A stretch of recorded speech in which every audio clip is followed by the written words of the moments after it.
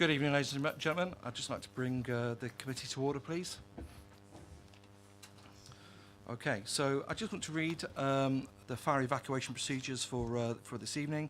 There are no fire alarms scheduled for this evening. Therefore, if the fire alarm sounds, please evacuate the building immediately. The fire exit is located at the rear of this room, just down here. You go down the stairs and we'll meet in the War Memorial Park. Okay. The webcast of the meetings. Please note that this meeting is being webcast live on the internet, and the webcast will also be published to YouTube after the meeting. Yes, that's correct. And can all members please, and also members of the public, please switch their phones off or turn it to silent. Thank you.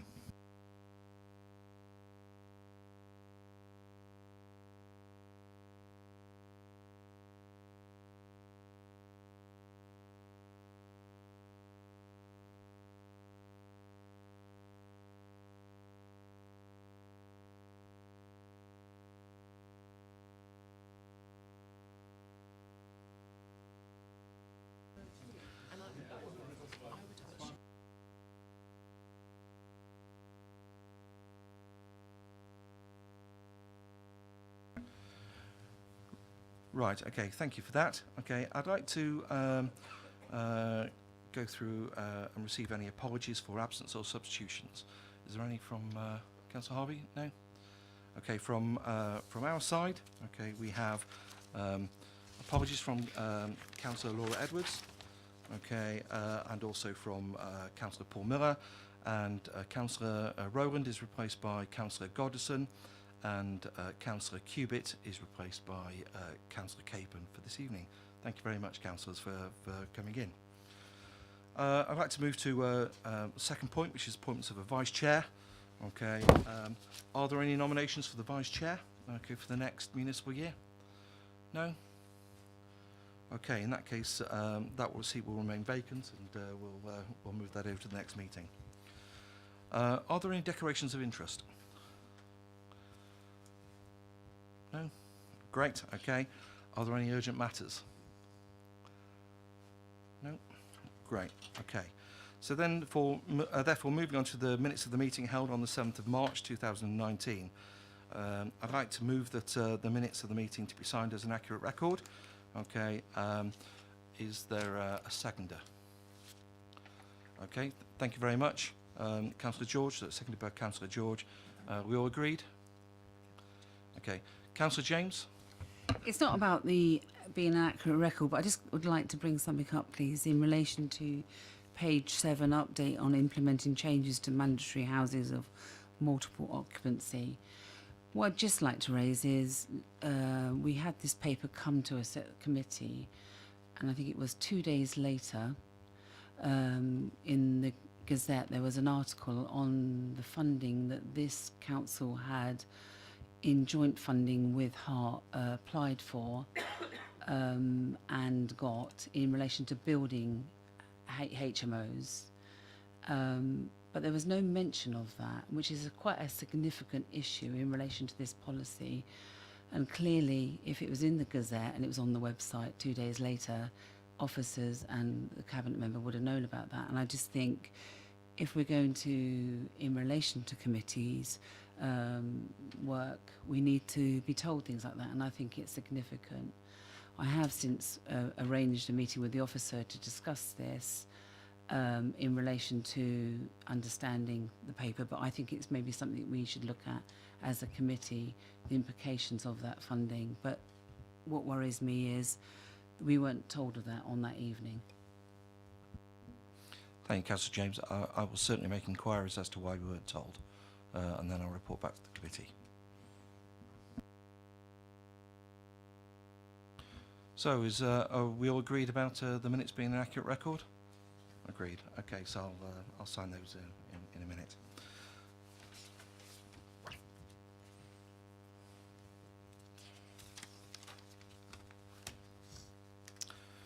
Okay, so I'd like to move on to item number 6, the draft Basingstoke Golf Course development brief, supplementary planning document.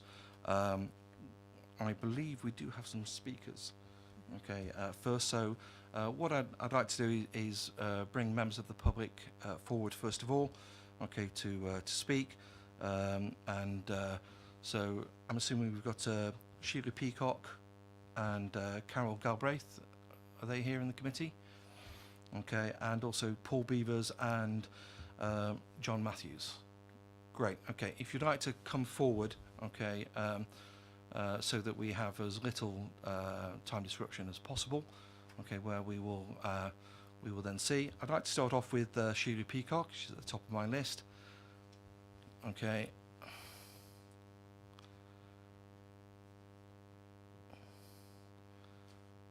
Lovely to see you again, Sheila. Good evening. Okay, so what we'd like to do is you've got 2 minutes, okay, from when you start speaking. Thank you very much and good evening. Basingstoke Transition Network's manifesto for climate change was sent to the council leader in January 2019. I've got a copy here which I will hand to the chair. But its bottom line is that we must get carbon emissions down 2030, 2045, 2050. It depends on who you ask where the deadline is, but all these target dates are within the lifetime of the golf course estate. And so 80% of the carbon emissions within the borough are from space heating or transport. And so new builds like Manydown and the golf course are the best opportunity to bring these emissions down. And so we'd like to see high energy efficiency buildings on this site. The North Hampshire Renewable Energy and Low Carbon Development Study recommendations was that all new residential developments in North Hampshire meet the full code for sustainable homes standard or equivalent code level 4. And that all new non-residential developments over 1,000 square metres are required to achieve the BREEAM very good standard or equivalent. And to avoid fuel poverty, we need to make certain these standards are not sacrificed for the affordable housing. We'd also like to see the homes optimised for renewable energy. So maximum south-facing roof area for solar panels, and with the solar panels built in preferably, a central sewage accumulation in an anaerobic digester to generate biogas. And do a feasibility study for centralised plumbing for a combined heat and power facility, or low temperature geothermal energy even. 30 seconds. Yeah, okay. Public and commercial buildings need to be built with community solar schemes expected as a standard. And the transport, we must assume that in the lifetime of the estate, private cars will become scarce. And so you must do cycling in this estate properly. So it's permeable to cyclists, and you can cycle from anywhere to the exit points in a more or less straight line without having to get off. And then charging points for electric cars and a decent bus route built in with no silly junctions that a bus can't get round, or corners that a bus can't get round. Thank you very much. Thank you very much, Sheila. Okay, can we have the next speaker, please? Can we have Carol?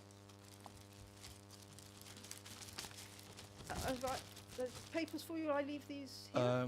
Yes, please. Okay.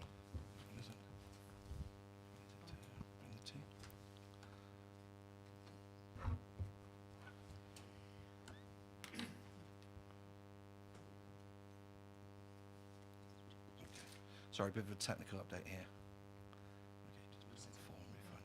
Okay, thank you. Okay, Carol, we have 2 minutes from when I press the button.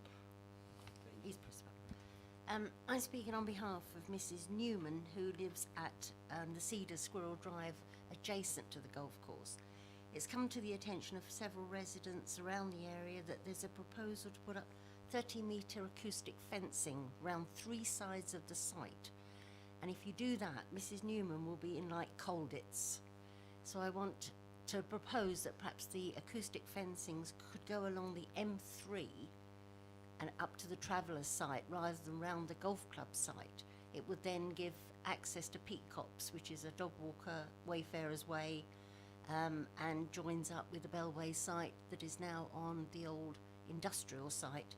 Mrs. Newman has their 13-foot fence down one side of her boundary. So to have it on 2 others would make it very difficult. She's a 95-year-old lady who's lived there for 50 years and has had open views over the golf course in all that time. So I would urge you not to put acoustic fencing actually round the golf course. Thank you. Thank you very much. Sorry. May I ask a question? Yeah, please do, Mr. Harvey. Or Councillor Harvey. Do you know, has Mrs. Newman written, am I on, Chair? I'll think it will be you. Thank you. Do you know if she's written to Bloor Homes directly and raised these points with them, and has she had any reply of any kind from the developer? We saw the proposed site at the golf club when it was there, and the acoustic fencing wasn't in part of that scheme, as were several other things. And it was only when it came to light recently, because it was in the Rabbiter, our local magazine. Okay, thank you very much. Can I just advise, I've just been advised that that is actually part of the planning application, okay, and not part. I was just going to suggest that it is obviously relevant because it's a detailed planning matter that should be taken up in that way. So if our officers could capture what you've raised, then that should be fed into the planning team as appropriate, I think. Whether we don't lose it, but there's a member of the public giving us an important piece of information we need for the planning application as and when it arrives. I agree. So if we've captured that, please. Thank you. Okay, the next speaker to come up is Paul Beavers, please. Okay, Mr. Beaver, you will have 2 minutes, okay, once I've pressed the button, and then if you press the button in the centre so that the red light comes on, that would be great. I represent Hatchwarren Nature Group, and my name's Paul Beavers. The development brief does not do enough to value and retain trees. The developer master plan proposal is to fell 46%, or 5 hectares of the existing tree canopy. Do not rely on a tree impact assessment. They take little or no account of biodiversity, age importance, landscape setting, human well-being, climate mitigation, or roles as species stepping stones. Principle 4A must be reinforced to assess all categories of trees against all these criteria. Of over 830 species listed for borough conservation action, 488 are invertebrates. Most are national priorities. Hawthorn supports as many as 300 invertebrate species, but is listed as low category C in the impact assessment. A narrow tree assessment lowers the number of significant trees to suggest a lot of them could be removed. Hawthorn, birch, goat willow, oak all support hundreds of invertebrates, but also fungi, lichens and mosses. Birds and other creatures need nectar, pollen, insects, seeds and berries, places to nest or breed.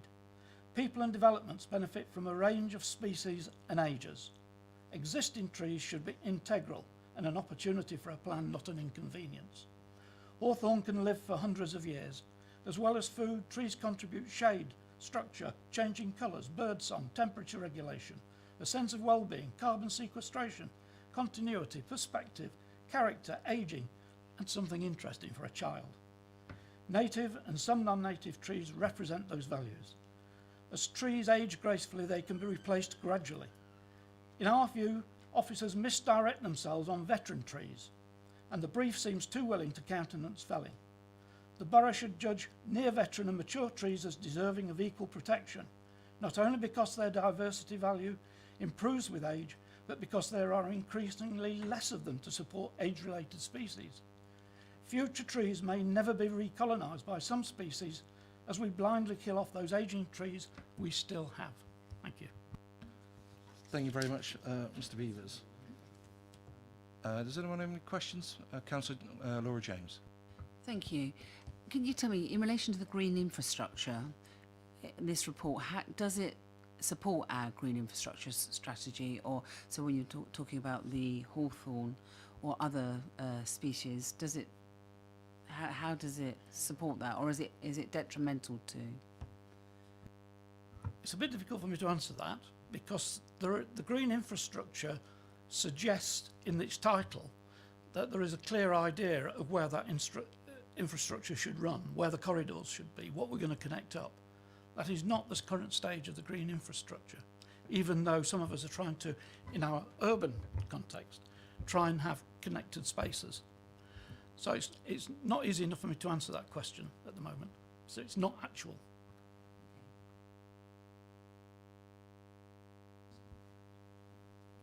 Excuse me a minute.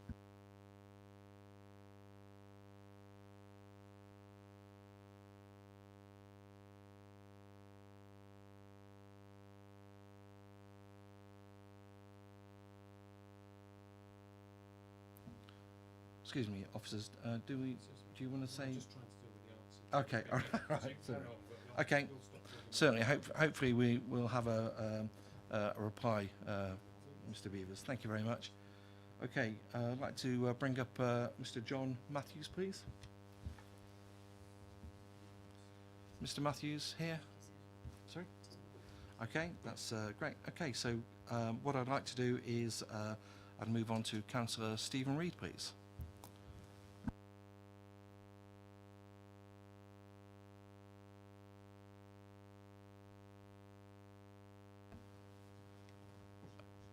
It's great to see you, Councillor. Okay, yes, I'll press the green button when you're ready. Thank you, Chairman. I want to start by referring to paragraph 717 in the report. 717 refers to the doctor's surgery and how the one at Beggarwood will serve this site. We've got some news on this. The clinical commissioning group has found another surgery to take over the Rooksdown practice, but has not found another surgery as yet to take over the Beggarwood practice.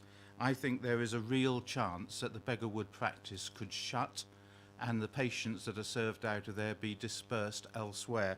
If that happens, it invalidates paragraph 717 of this SPD, and I will argue, if that happens, that it renders the whole site unsustainable. But I just want the officers to know that because it is very serious information.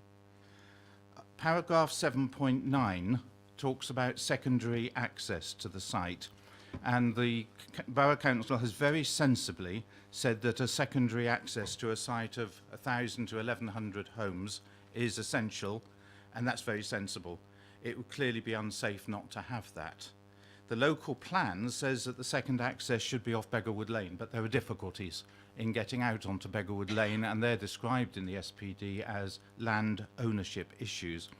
And it goes to say that if the access to Beggarwood Lane is not possible, the developer will be allowed to work something out as we go along.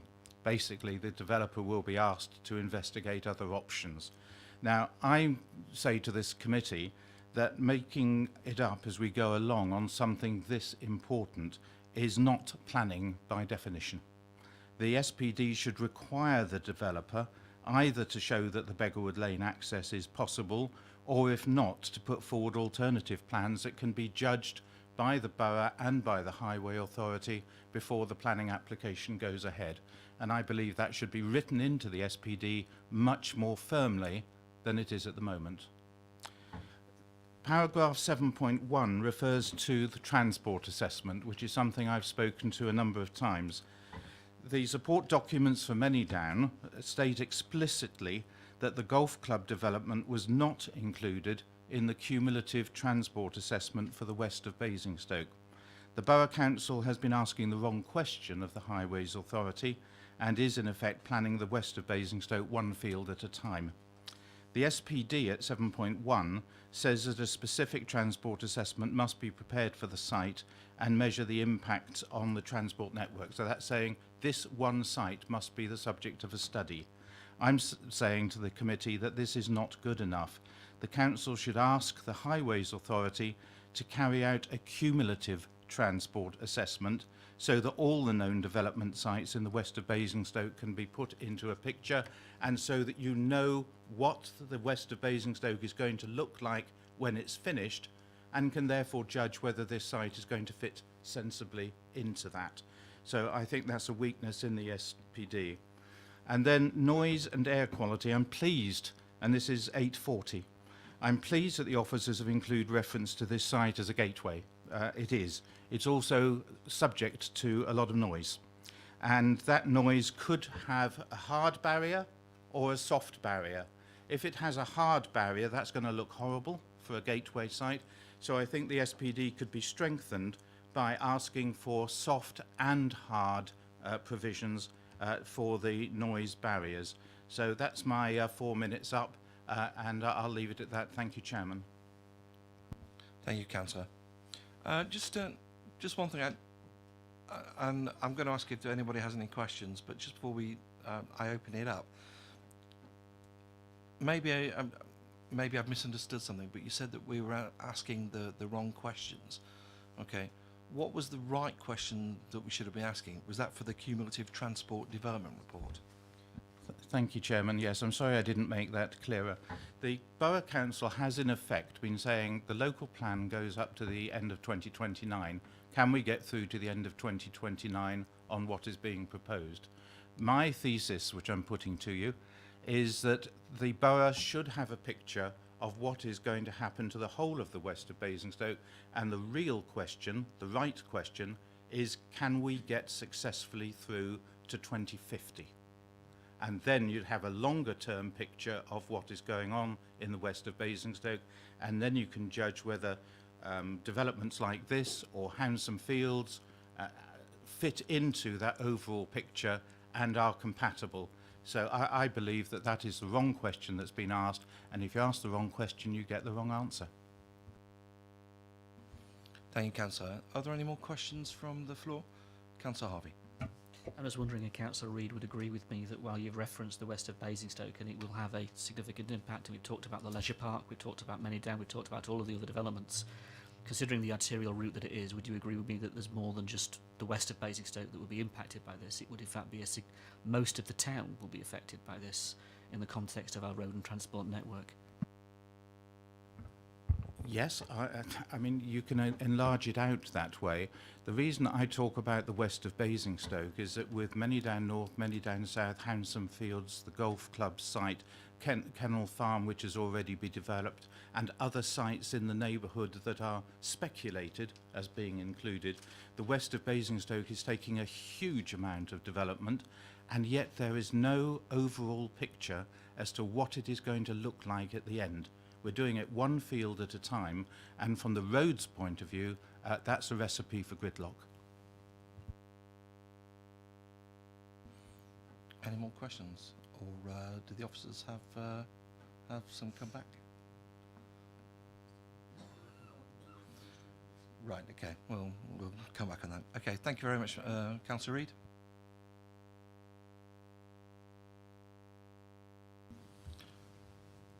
And now I'd like to move on to Councillor Terry Reid, please.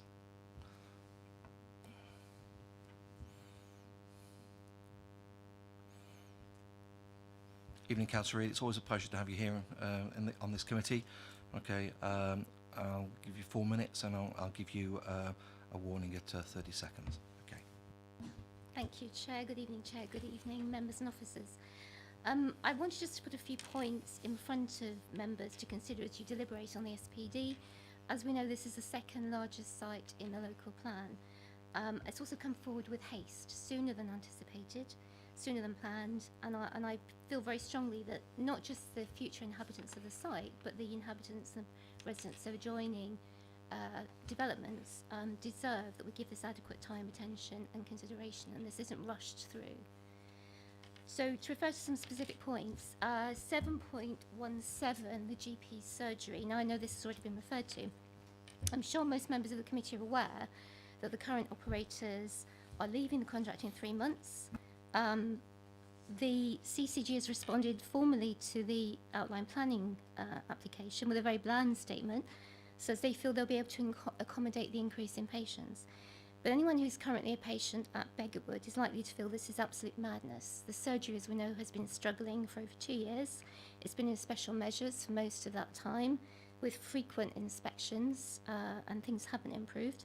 Patients have been struggling to access even routine appointments, let alone consistent care or management of chronic conditions. So the idea that the further 1,100 homes on the golf course and then a further 750 at Hounsome Fields can be accommodated easily without yet more impact on the quality of primary care in the area, I think is absolutely laughable. And you've heard reference to the very recent update that we had this afternoon from the CCG, which references that Rooksdown has now a local surgery which will take it on when the contract ends, but Beggarwood does not. So there's a real prospect of Beggarwood surgery disappearing completely, and those patients having to be dispersed, and all the attendant problems that will cause. 7.19 road standards. The SPD states that the roads in the development should be built to adoptable standards or a suitable equivalent. I can't see any reason for the last 4 words.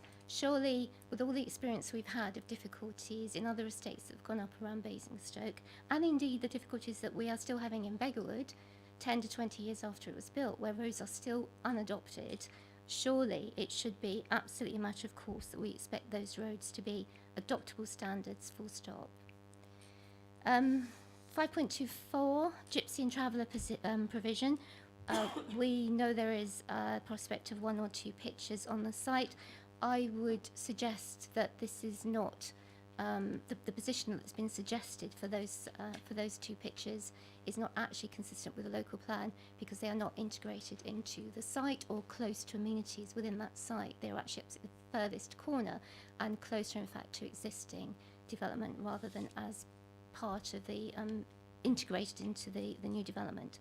And then very quickly, because I'm running out of time, 8.4 trees. I can't really say a lot better than Paul has already said, but I would suggest that members might want to have a look at the statement from the Woodland Trust, which is, I know, reference to the planning application, but is still highly relevant to the SPD. They've strongly objected to the development on the grounds of loss of veteran trees, and mentioned that the MPPF states planning policies and decisions should contribute to and enhance natural and local 30 seconds, environment Councillor. by minimising impacts on and providing net gains. Where an application involves a loss of irreplaceable habitat such as ancient woodland or veteran trees, net gains cannot possibly be achieved. And policy EM1 of the local plan states development will be permitted only where it can be demonstrated, blah blah blah, that there is particular regard to trees, ancient woodland, hedgerows, water features, and other landscape features and their functions of ecological networks. The application will result in an unacceptable level of loss of trees for displaying veteran characteristics and also the ecological network on that site. Thank you. Thank you, Councillor. Any questions for Councillor Reid? Excuse my ignorance, Councillor Reid, but you mentioned unadopted roads already at Beggarwood. Are those covered by maintenance fees, or are they just pure unadopted, or residents have to pay maintenance fees on those? No, they're purely unadopted, and some of them are in fairly crucial positions. So, for example, the entrance to where we have the current doctor's surgery, dentist surgery and shops, for example, that road's unadopted. There are various sort of pepper pots of ownership along there. So there are terrible traffic problems. It feeds out onto a road which is picking up more and more development, and basically residents feel it's an accident waiting to happen. And that's common throughout Beggarwood. Thank you, Councillor Philmont. Sorry, I was actually just just taking a breath when you came in. Any more questions for Councillor Reid? No? Thank you very much, Councillor. And now let's call forward Councillor Hannah Golding. Thank you for appearing or requesting to speak for the committee. Okay, you have 4 minutes. I'll give you a warning at 30 seconds. Thank you, Chair. I'd like to start by thanking officers for preparing this SPD so soon after we were alerted to the planning application submission, because the golf club site is working on a interestingly fast deadline, I think it's fair to say. And we've had a very good level of consultation with local members so far on this SPD. Various issues that I'm going to talk about have already been mentioned, but I know existing residents are very concerned about the developer's proposed location of the Travellers' Pitch, and I totally appreciate that this can't be specifically addressed in the design brief. However, I hope that members will note the fact that the brief specifies that the pitch must be well integrated into the new development, and I think that's something that needs to be stated very strongly. I also hope that the committee will support the SPD's flexible approach to the location of the primary school. It's currently planned to be on another development in the Hanson Field site, and there has been some pressure to try and move this. I genuinely think, particularly when it comes to the SPD, that a flexible approach is best to this, because we really don't want provision of such a key facility to be delayed. I've also, because there are concerns around air pollution around the school, whichever side of the road it is, I have been asking officers to look at some air pollution mitigating strategies, because there's increasing developments around this, particularly in urban primary schools, in terms of what can be done to protect growing and developing lungs, and we can't underestimate the importance of that. In terms of public transport, I do have some grave concerns based on our current experience with Kennel Farm, so I would appreciate it if the committee could carefully consider the section on public transport, which starts on page 45. We have an issue on Kennel Farm development where, because of the combination of poor road design along with residents parking, it means that Stagecoach have basically turned around and are saying that they can't run a bus because they can't physically get it around the road. And therefore, if the committee are able to identify a way to strengthen the wording in this to prevent that situation from repeating in the golf club, future residents on that site will benefit significantly, as well as existing ones who will definitely see an increase in traffic with the golf club site. But should public transport be readily available, hopefully that will be mitigated slightly. Thank you. Thank you, Councillor. Okay, I think that's all the public speakers that we've got. Has anybody got any questions for Councillor Golding? Yes, no? Okay, thank you, Councillor. Right, what I'd like to do is to hand over now to Councillor Raffel to introduce the report. Thank you, Chairman. This is an important document.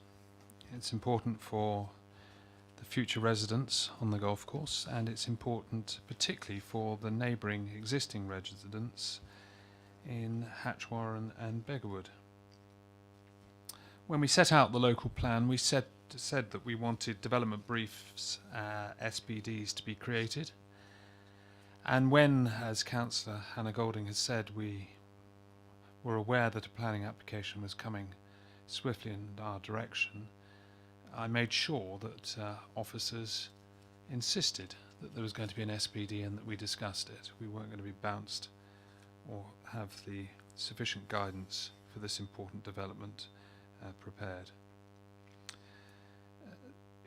All that we do must take account of firstly the importance of the natural environment on the site, and also the links to the surrounding area.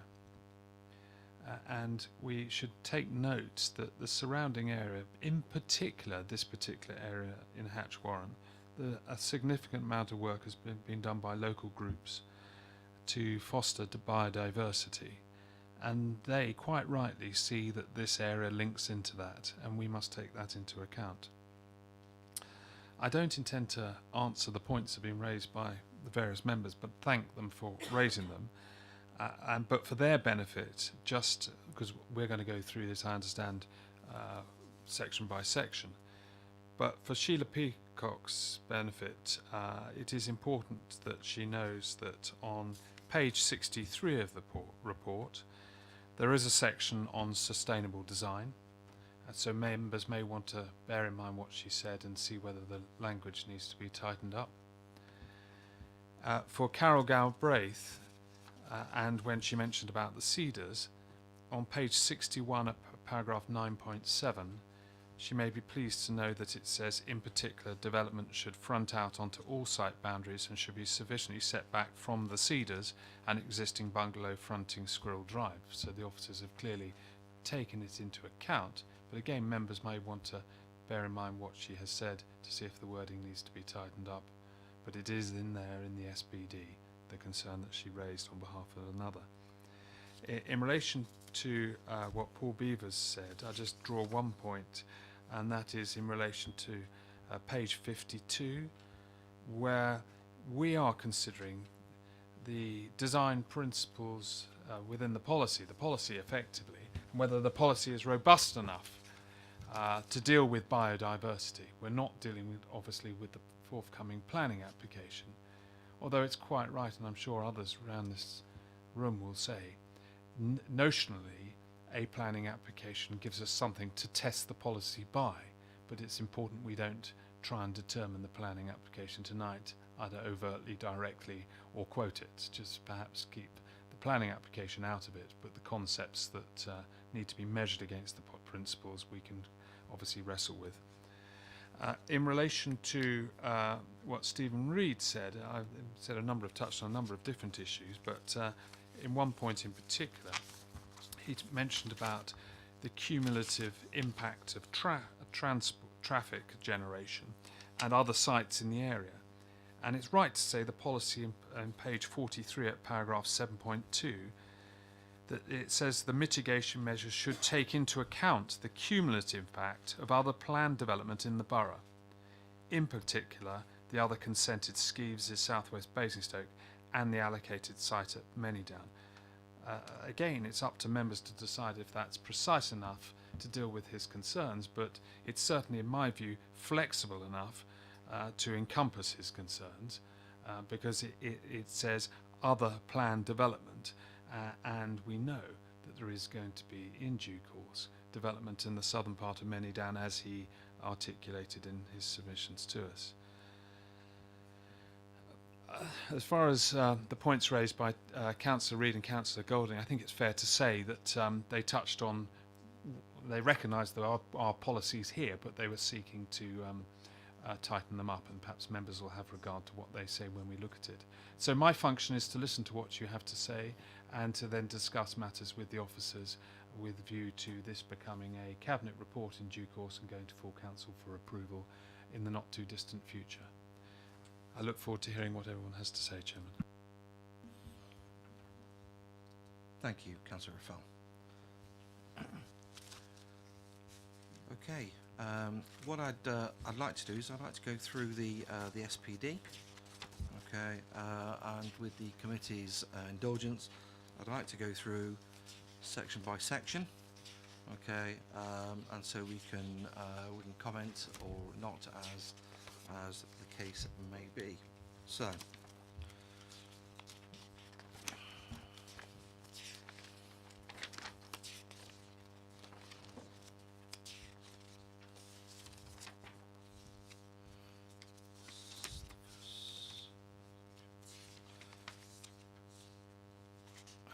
so let's have a quick look with the SPD. So what I want to do is just open up to the first section, which is on page 25, the purpose of the development brief. Has anybody got any comments or questions on that? It's page 25, Councillor James. The purpose of the development brief. Okay, anything in there or on the background? If we take those two sections together.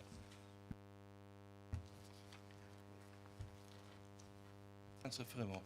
I'd just like to note, Chair, that Councillor Golden suggested that it was being rushed through, but I mean we're in the middle of the local plan period. It's 2011 to 2029. So, is it really being rushed through? Because we are now in the middle of the local plan.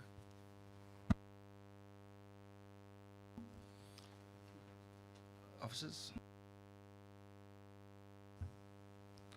I think that concern was in relation to the timing related to the bringing forward of the SPD. The site is coming forward within the timescales anticipated within local plan policy SS 3.11, but local plan policy SS3 requires a development brief is prepared and adopted prior to the submission of the planning application. In this case, the applicant is working with the council and is close to agreeing a planning performance agreement to ensure that the planning application isn't determined until after the development brief is adopted. So the development brief will still be there as a material consideration at the time that the outline application is determined. Councillor Harvey. Chair, can I just ask a practical point on the purpose of this, because we're talking about the purpose of the report. If the application has been submitted, as I understand it, validated on the 8th of April, and the expiry date for that was the 13th of June in terms of validation, and we have a potential determination deadline of the 29th of July according to our planning system. Where do we stand in terms of the planning application that has been submitted being amended according to the SPD that we may then adopt through a cabinet decision? Does the developer, or has the developer given a commitment that they will amend according to the SPD? Has there been anything in writing to that effect? Or are we just hoping that because they have submitted and we've now reacted to that quite legitimately, and you've reacted quite appropriately as officers to that, and we're now writing the SPD, that they will actually take on board whatever we say this evening? You know, if this is the purpose of the SPD is one thing, but it seems to me the developer from quite left field has gone, do you know what, I'm going to do this anyway, I'm going to do it the way I want to. Which is fine, and they're perfectly entitled to do that, but we wanted to see them do it as the others have done in a different way. So if you can help me with that, I'd appreciate it, just in terms of some certainty. Matthew? Chairman, if I may, thank you for that. In relation to the timing of the assessment of the planning application, we've worked very closely with the developer to make it clear that we will not expect to determine the application until the development brief is in place. And Matt Melville has referenced the planning performance agreement, and that's an agreement between us and the developer, which includes a number of things, but also includes the timing of that. And we've made it very clear to the developer, and I think and they are content with it because it's in the PPA, that this isn't an application which will be determined until the brief is adopted. In terms of the impact of the development brief on the application itself, so there's a couple of points on that. We've worked very closely with the developer on the development of the development brief. None of this is a surprise to them because they've been involved in the conversations from the outside. And what I would expect during the consultation stage for the developer to take stock of their planning application, look at the implications of the development brief, and react positively to making the appropriate changes. But as I say, none of this is a surprise to the developer. We thought the best way to take forward the issue is to work with them in a proactive way on the development of the brief. Councillor Harvey? Thank you, Matthew, I appreciate that. I mean, just thinking that through, do we have a commitment from them that at no stage after signing the PPA will they seek to go to appeal simply because of the non-determination or something that they disagree with? Is that within the PPA such that we are protected? Because while we then move beyond the 13 or 16 week period, what I don't want to do is get into a stage where they then suddenly decide, right, we're going for appeal because we don't like something. If they're agreeing to stay that for the purposes of the SPD, that's pretty important. And then secondly, in terms of the alterations and the amendments, if those amendments can be incorporated while the application is submitted, that's okay if the developer takes that on board and it's not seen as a significant variation of that which has been submitted. But what if it is a significant variation of that which has been submitted? Is the developer prepared to withdraw the application and bring back another that fits the SPD in a better way? So the first question relates to the ability of the applicant to appeal against non-determination. I have to say I'm not entirely sure the absolute legal position, but the PPA makes it very clear, and as I say, the applicant has signed up to it, is that they do not expect the application to be determined. And I think within that, and you have to accept, I suppose, an element of goodwill, that certainly assumes to me, and I think I'm very confident that they will want to work with us proactively to shape the planning application so it reflects the brief. In terms of the scale of changes to the application, I think we'll have to wait and see. Personally, I think it's likely that any future changes to the application to reflect the brief can be made within the context of this application. So it will be a question of the applicant submitting further details at the appropriate time, on which we'll obviously go through the normal consultation stage, and then that will be the stage at which I would imagine we would want to think about timescales for a planning committee. Okay, any Councillor Watts? Yeah, I recognise we need a development brief for this site. I'm just concerned that we haven't got a master plan basically for the two other sites and this site, Kennel Farm and Hanson Fields. We've known for a long time as a borough that these three sites are closely linked to each other, and we haven't had a master plan. And now we've just had two applications for the other two, and now we're just going to have a development brief just for this standalone. And it sort of ties in with Councillor Reid's that there's no strategic thinking for this whole area. We've lost control of the local plan. This golf club was supposed to be at the end of the local plan, so we've lost control of the local plan, and we have no strategic direction for this west of Basingstoke.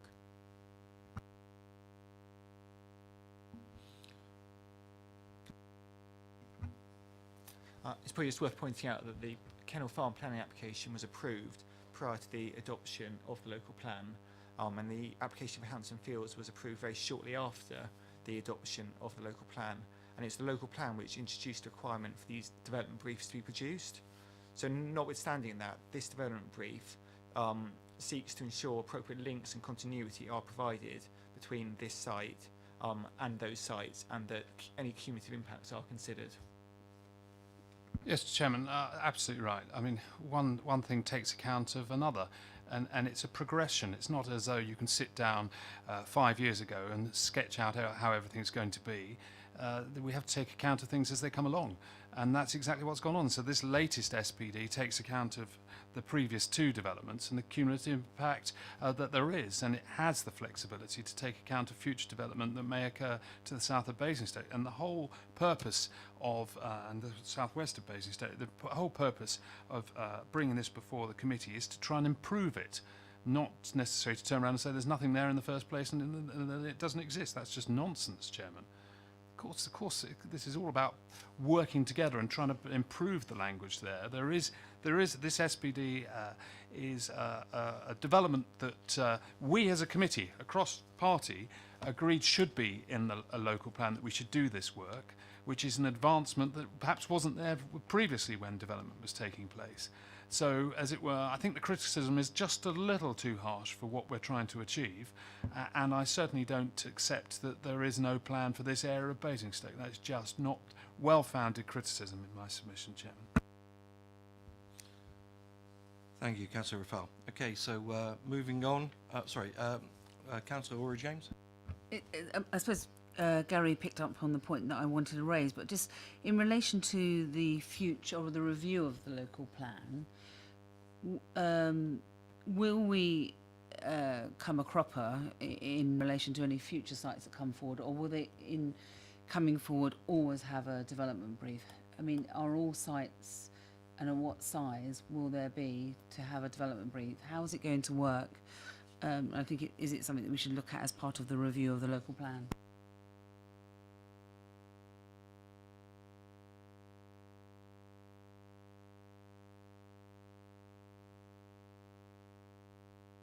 Thank you, Councillor James. Do we have an answer?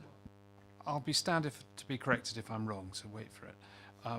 But as far as I'm aware, that we're completely up to date now, subject to this, with all the large sites for having SPDs.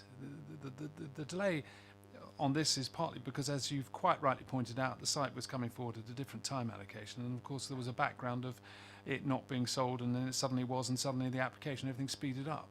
So that's why. So it is what it is. It's planning. It's not a precise science. So, and we're all trying to work to pull together on this. So, but I don't think we're not currently being caught unawares.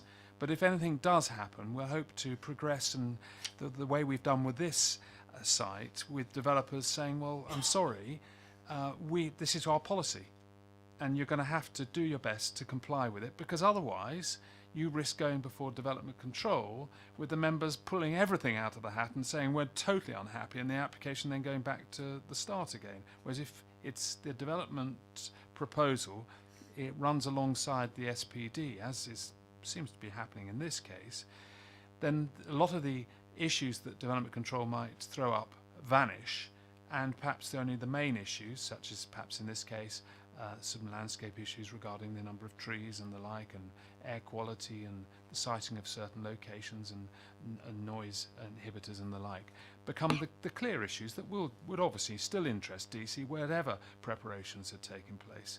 So, and I think the officers are fortified by the fact that they have, as it were, caught up with the planning application and potentially now have the chance to overtake it.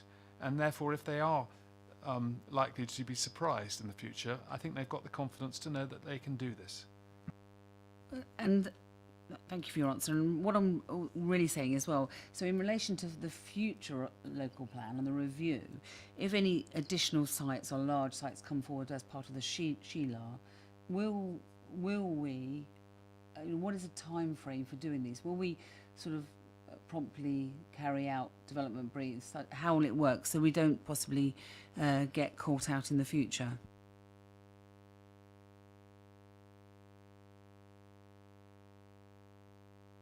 The short answer to your question is yes, and the longer explanation behind it is that clearly sites will come forward as part of the review of the local plan.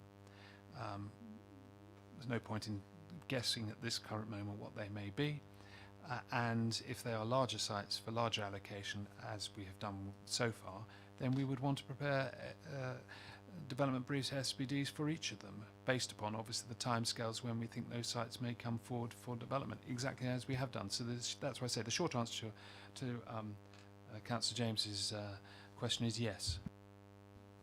Thank you very much, committee. I'd like to try and bring us back onto point, okay, to the SPD.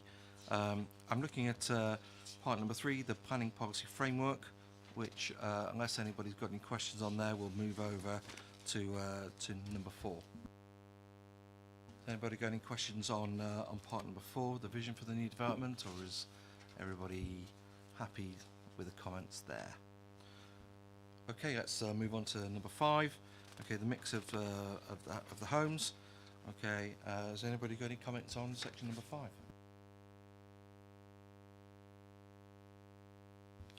The doesn't seem to be any comments. The only comment that I would like to make is in respect of the gypsy and traveller accommodation on 5.24 on page 37. What I would like to do is to basically beef up the that particular section. Okay, it's on page 37. 5.24. Okay, so I'm basically to the end of the paragraph, I would like wording added that unless demonstrated to the contrary, the council does not consider that the location in the northwest corner of the site, as shown in the materials submitted in April 2019, okay, with the outline planning application, would satisfy these requirements, which would basically give us a bit more teeth in moving the gypsy and traveller accommodation, whether it be 1 pitch or 2, it's currently 1 pitch, further round into the development, so it's actually more inclusive. Does anybody have any comments on that?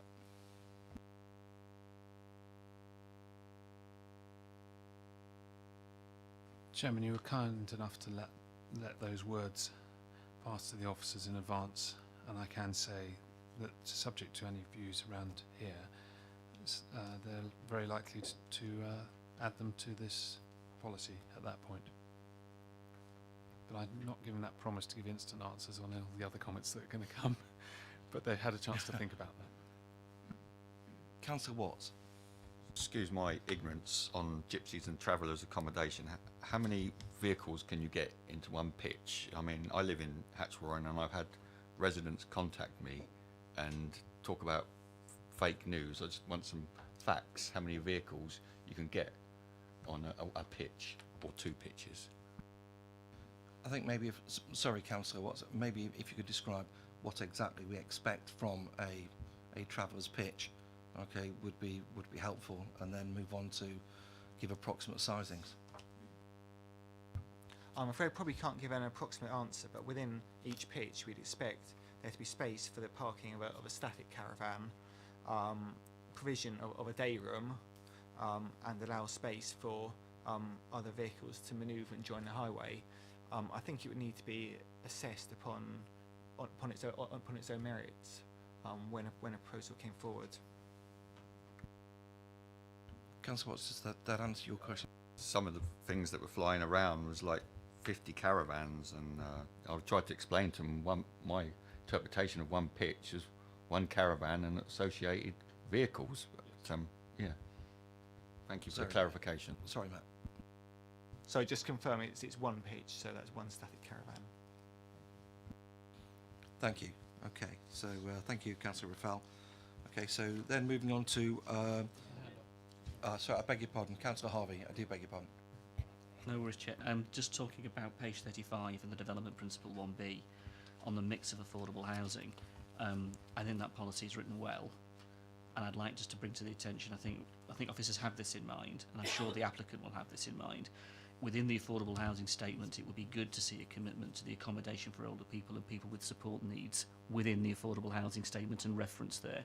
It doesn't need to be in the policy. I think the policy is strong enough as you've written it, and thank you for that. I think it's a good piece of work on that particular point, but it would be good to see it reflected in that affordable housing statement when it's presented, so that we see the commitment to those particular points, I think. Thank you, Councillor Harvey. And I do apologise for missing you. Councillor George, did you have a question? It's on the next section. Okay, well, I'll keep you in mind for the next section. Thank you. Councillor Watts. To page 33, 5.1, when we talk about 1,000 dwellings approximately, and this outline applications for 1,100. Why don't we be more specific and say, you know, up to 1,000? We're giving developers leeway to push more on, to cram more onto this site. Thank you, Councillor Watts. Matthew? Chairman, thank you. That's a reference directly quoting from the local plan, which talks about approximately 1,000 dwellings. And for the purposes of the local plan, that is the normal approach, because it's a indicative capacity. And what the local plan makes clear that actually the final capacity will be assessed through the planning application process. And I note what the current application says, but clearly that would require a proper assessment, taking into account the SPD and other relevant policies, as whether the site can accommodate that. So the brief can't go any further than the local plan, which, as I say, just talks about an approximate figure, with the detailed assessment being further down the road. Thank you, Matthew. Gary Watts? 5.3, we talk about the mixture of market housing. Can somebody try and explain this policy to me? I've read it a couple of times. So you're looking emphasis on 2 to 3 bedroom houses, market, limited on 4 bedroom. Could you just give me some details? I mean, my fear is that this area is going to be swamped by 4 bedroom houses, and people going to be commuting out to London, and it's not going to be for locals. I just want some clarification. It's going to be out, the prices are going to be out of the scale for local residents to afford up here if we have too many 4 bedroom homes. Thank you, Councillor Watts. So just to clarify what 5.3 says, it goes on to say, with only a limited requirement for homes with 4 bedrooms or more, which should normally comprise no more than 30% of the market dwellings, so thereby setting quite a clear threshold. I mean, I don't understand that. I don't really. 30% is going to be 4 bedroom of the markets dwellings. Yeah, it would be for the developer to determine the precise housing mix, but the starting point that the policy establishes is 30% of the market dwellings. So, if 60% of the dwellings are market dwellings, of those, a third should be, so about 20% of all the houses on the whole site would be 4 bedroom. So yeah, I understand. Thank you, I understand it now. So it's still going to be a very substantial figure. So half of the market rent on this particular site is going to be 4 bedroom houses, which are going to be at the price means of local residents of Basingstoke and Dean. Certainly the residents I represent in South Ham. I would like to see more emphasis on 2 to 3 bedroom homes. Thank you. Matthew? Chairman, if it helps, that section is a direct quote from the housing SPD. So all it's doing is restating what is existing council policy. Yeah, and I'm quite happy with that. Okay. So unless anyone's got any questions, let's move on. Okay, to section 6, community infrastructure. Councillor George. Thank you, Chair.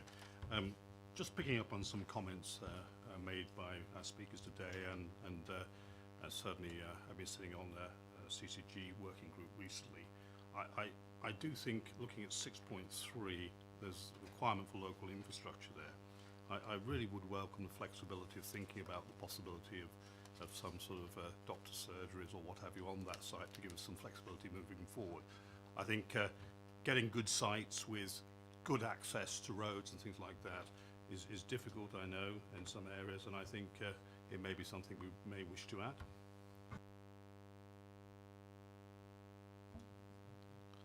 Matt, you...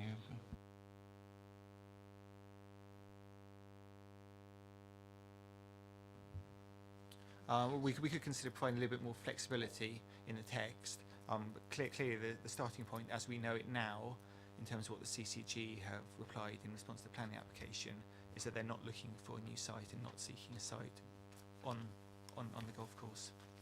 Can you suggest how flexibility could be delivered? So are you saying community centre?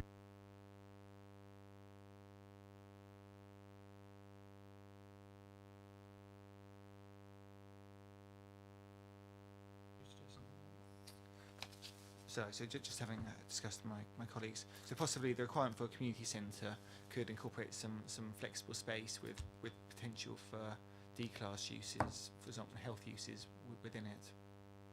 Might that go some way?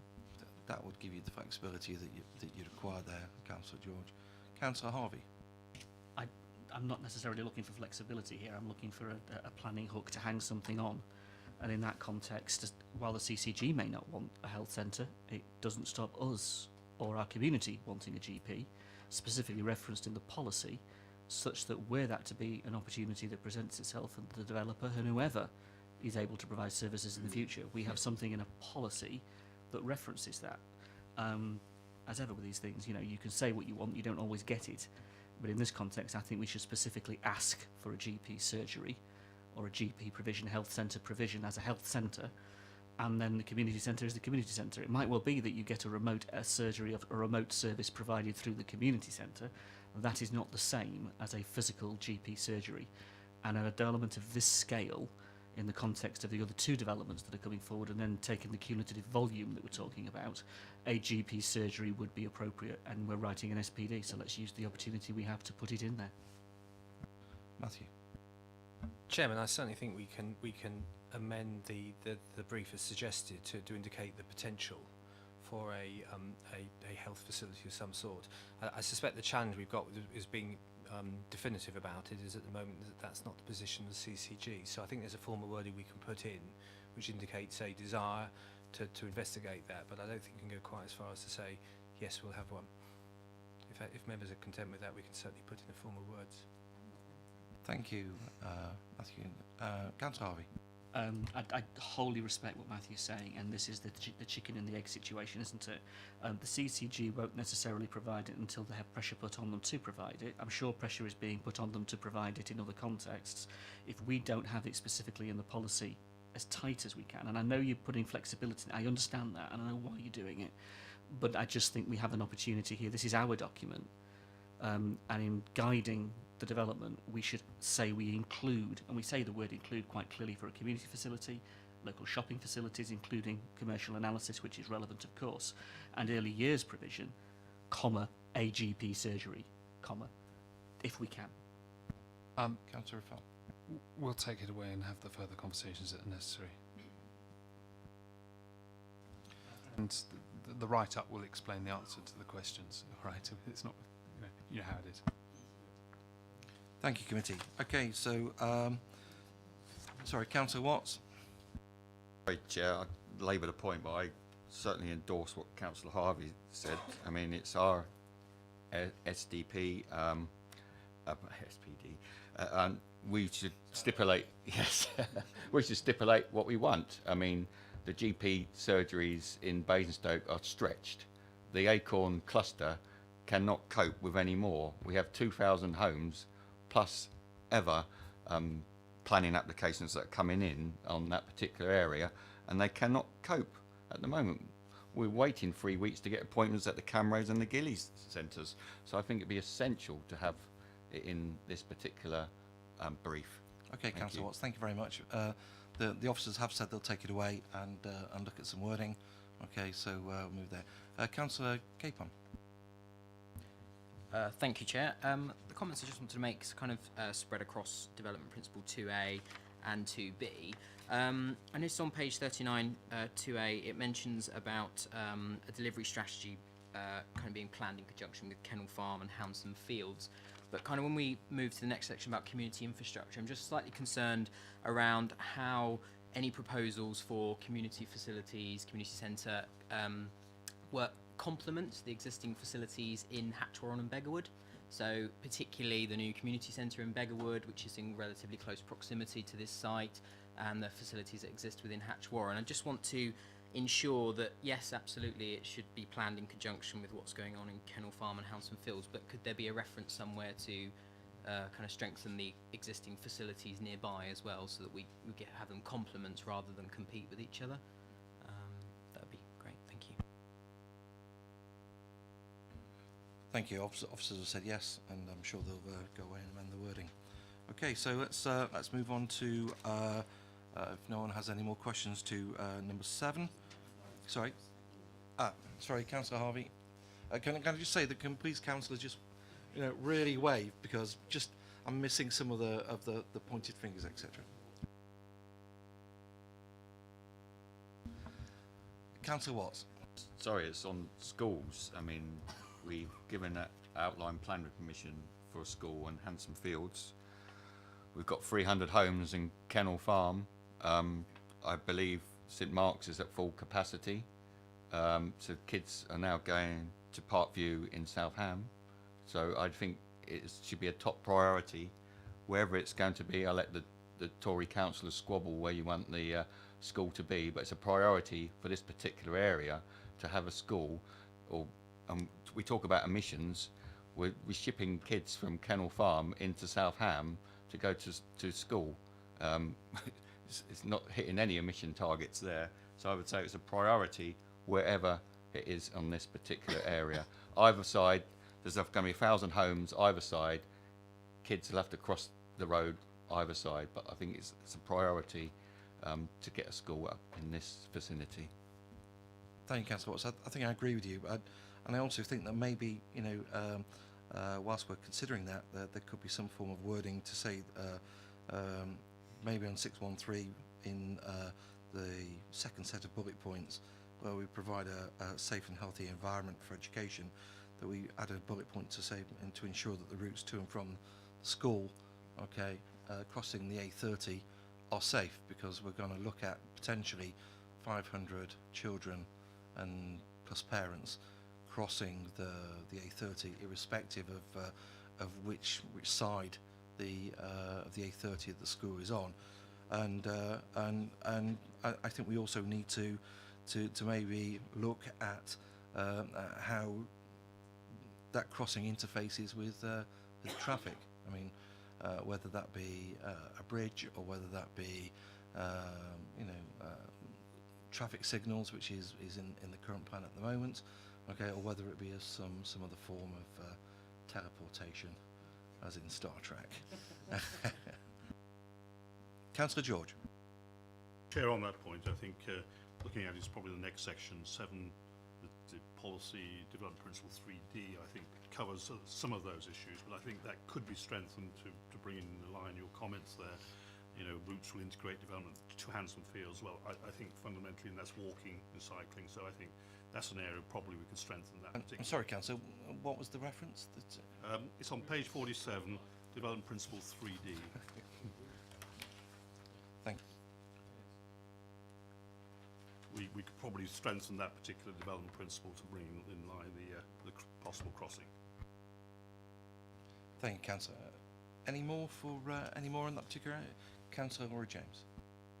It was around secondary schools. Obviously, there's not going to be a secondary school on this site, but I don't know where the children will be going to, what school they will be going to. But say it was Cranbourne. There is no bus at the moment, and they're squabbling at the moment as to how they're going to fund a bus to Cranbourne in Winkleberry. they're looking to close that bus, even though they've closed Fort Hill. How are we going to? So you're talking in the development principle 2B about good connections to public transport, and then you're talking on 3B. How will you fund public transport to a secondary school? We don't expect surely these children to walk or to go by bike. At the moment, it would be very much, I think you need to look at what is being proposed for, what schools is it, Gary, that are they're looking to close the public transport for? Cranbourne School from Winterbury, isn't it? Yeah, but it's other areas as well they're looking.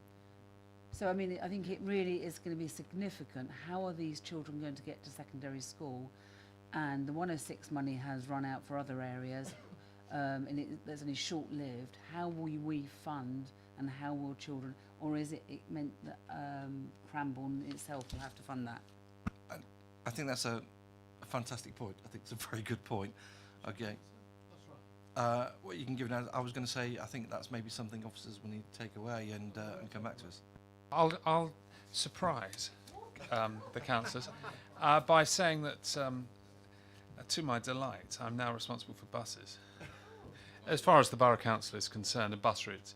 And I'm intending to have a meeting with the relevant councillors for Winklebury and potentially Southam to discuss the number 4 bus route going from Winklebury through Southam to Cranbourne.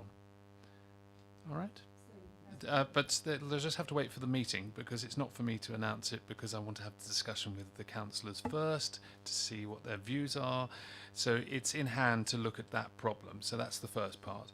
And the second part is there are bus routes that go around Hatch Warren, and our officer team spend considerable time trying to adjust the routes to need. So, and that's what happens. So there may be a bus route currently that's at Hatch Warren. I can suggest 2, because I've got the magic piece of paper here. The 8 and the 9 and the 12. And I never knew about them before.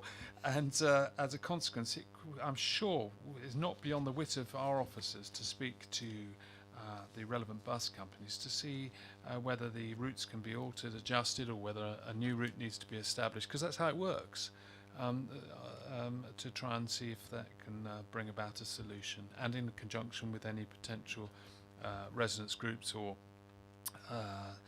head teachers, as they're doing with the head teachers of the schools on the other route I mentioned. That's about all I can do at the moment. Thank you. Councillor Watts, is it a question on the SPD, or are we going off piece? Just Councillor Watts, please. First, Councillor Watts was first. Cabinet member pleased that we had a meeting with Peter Smith before this meeting, and we let our views be known, so we have future discussions. I'm pleased that the cabinet member had said they would look to accommodate, review the number 8, number 9 and the number 12 to accommodate kids going to schools. I mean, it's essential we get some better links to Fort Hill, Brighton Hill and Cranbourne. I mean, Hatch Warren parents are voting with their feet for one, because they're sending all their kids to parents at the moment. So we need a better attainment at Basingstoke schools, and we need better transport links as well. And I think one of the speakers tonight said the access wasn't particularly good coming around Kennel Farm. So that's things we can do on this development brief. Thank you. Thank you. I do want to try and move on and move us back to the SPD. Councillor Laura James. Thank you. I welcome that you're going to look at this, Councillor Ruffle, but what I want you also to consider in relation to the bus route is in relation to need. If you're going to be living in this one of these new properties up on the golf course, and you're in a low income, the cost to get your children, maybe you're a single parent with 4 children and then they've got to go to secondary school, the cost to get those children to a school is going to be enormous. It's the same as it is in Winklebury. And I think wonderful to have public transport, but we need school buses that take children to school.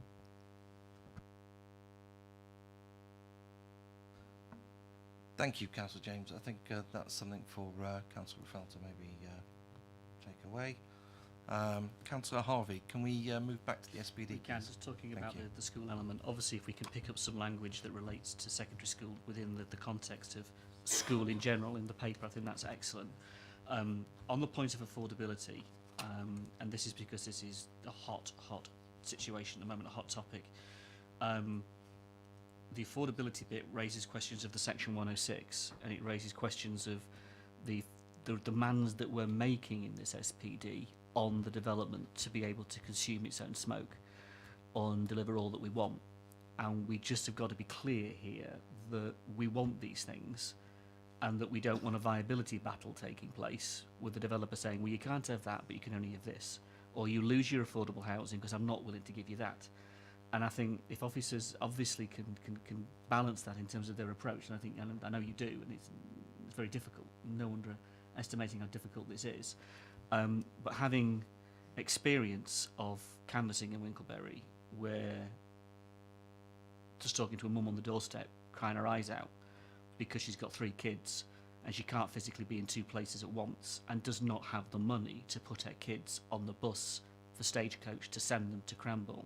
She just doesn't have the money and has absolutely no idea how the hell she's going to get her kids to school next year if it goes through the way that the county were originally proposing. That social issue there cannot be allowed to repeat itself on a development now when we have it in our hands to shape it. And I don't know how you square that circle, I really don't. But that's the genuine social issue we face when development's spreading up Basingstoke and up the M3 as it's doing, because we're elongating the transport length of time it takes people to get to the schools. So in the context of this development and this SPD, and I don't know where you square that, Matthew, I really don't, but if you can attempt to capture an element of how the developer can consider that working with the county and ourselves, I think it would be important to do so, if we can, and I don't know how you can do that necessarily easily. Thank you, Councillor Harvey. Any further questions on that area for transport and access? Okay, there's number 7, Councillor Watts. Development principles, little 3A, development must not have a severe impact on the highway network. I mean, this plus Handsome Fields and Kennel Farm plus Manydown is going to have a severe impact on the network. So we're breaking our policy, policy which is set out in the local plan. So as Councillor Reid said, west of Basingstoke is going to come to a standstill. We do not get proper funding. We've already got a massive shortfall on 1, 2, 3 priorities. We can't even fill our own smoke at the moment. There's a 20 million shortfall on the A30. So we're actually going against our own policies. And Councillor Reid was right. We haven't got no strategic joined up thinking for the west of Basingstoke. You have the leisure park going on, you have Manydown going on, you have this going on, you have Handsome Fields going on. You're going to have thousands and thousands of vehicles in the next 5 to 7 years, and we have no strategic joined up thinking how we're going to mitigate that. And it's going to be a nightmare for where the people in Southam, for the people in Beggarwood and Hatchron and the surrounding areas, it's going to come congestion, and it's going to be a horrible place to live, quite frankly. Thank you, Councillor Watts. Was there a question in there? No. Thank you, Councillor. I'd like to Councillor Konechka. Thank you, Chair. No, I'd like to echo that and the point that Councillor Reid made earlier about the need to take a holistic approach to the traffic assessment so that we look at all of the new developments in this area.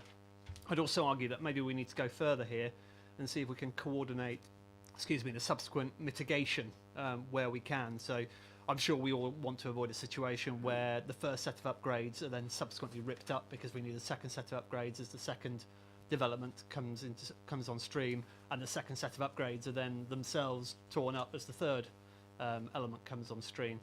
So I was wondering to what extent can we include in this SPD a provision to try and coordinate not just a traffic assessment but also the activity, so that it only happens once and we get the long-term solution right first time for the residents.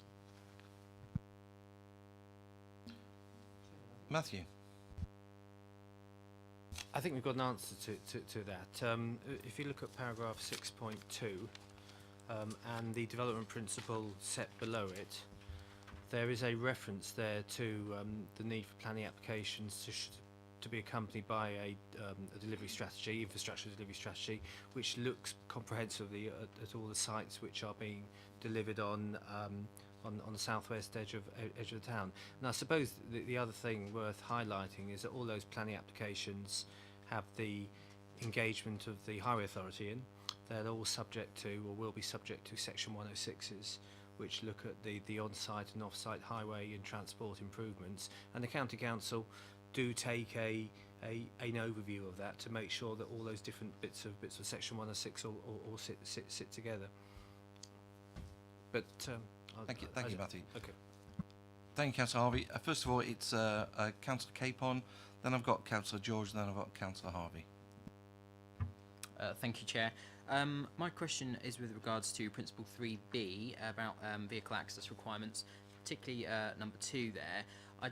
To a certain extent, I want to echo some of the concerns raised by Councillor Stephen Reid, in the sense that particularly the phrase where it says, should vehicle access not be achievable, ...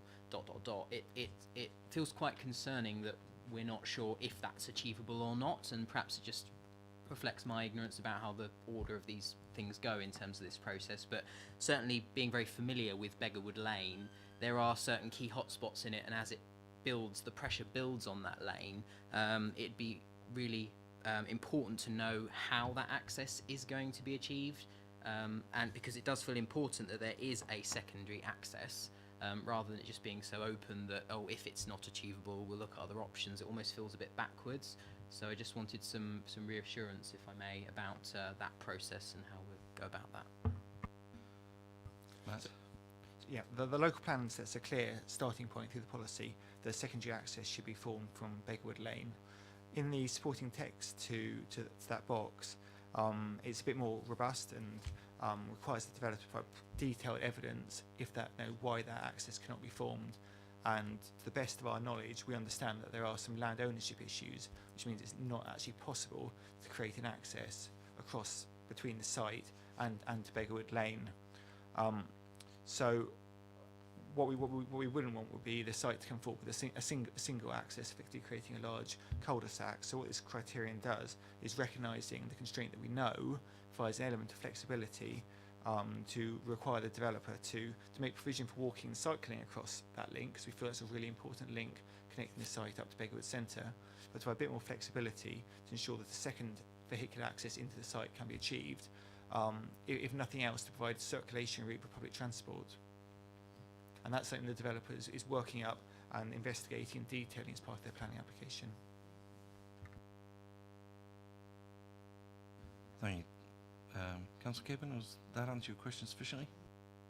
Thank you for your response there. I appreciate it. I suppose it was just to follow up in the sense of if we're aware of some issues that already exist regarding it being possible to have a secondary access. I just wondered what steps are being taken to support the developer, if any, that's our role to do, to try and resolve those, because it does feel important for the infrastructure overall for that secondary access to be possible. I wondered what support as an authority we can provide. Well, it's shown as part of their current planning application, which is being reviewed by the local highway authority at the moment. Councillor George? Thank you.